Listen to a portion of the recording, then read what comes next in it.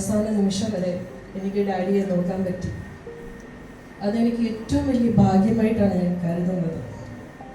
ഡാഡിയെ സംബന്ധിച്ച് ഞങ്ങൾ ഗേൾസ് ആയിരുന്നു ഫസ്റ്റ് പ്രയോറിറ്റി.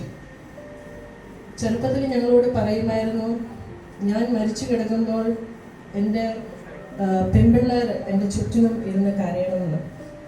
അപ്പം ഞാനിപ്പം ഇച്ചിരി മുമ്പ് അത് ആലോചിച്ചത്. ഞങ്ങൾ ഇവിടെ ഇരുന്നപ്പം ഡാഡി ഞങ്ങളെ കുഞ്ഞിലെ ഒരു 6-7 വയസ്സിലുള്ളപ്പം ഞങ്ങളോട് പറയുന്ന, ആ ഹോസ്പിറ്റലിൽ അസുഖം വന്നാലും ഞങ്ങൾക്ക് യാതൊരു രീതിയിലുള്ള ഒരു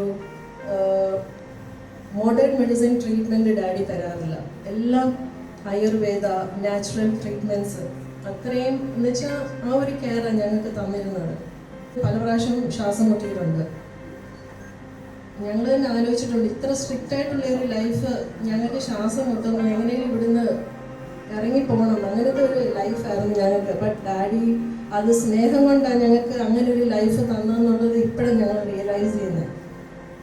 അങ്ങനെ മരുന്ന് കഴിക്കത്തില്ലായിരുന്നു, ഭയങ്കര വാശിയായിരുന്നു. നമുക്കതൊക്കെ ഓവർകം ചെയ്ത് നമ്മൾ ഒത്തിരി ഫേസസിൽ കൂടി പോയി. ബട്ട് ഞങ്ങൾക്ക് അതിൻ്റെ സ്ട്രെങ്ത് തന്നു, ഞങ്ങൾക്ക് ദൈവം അതിൻ്റെ സ്ട്രെങ്ത് തന്നു. നല്ല രീതിയിലാണ് ഇപ്പം ഞങ്ങളുടെ എല്ലാം ജീവിതം നയിക്കുന്നത്. അതിൽ ഡാഡിക്ക് അഭിമാനിക്കാം.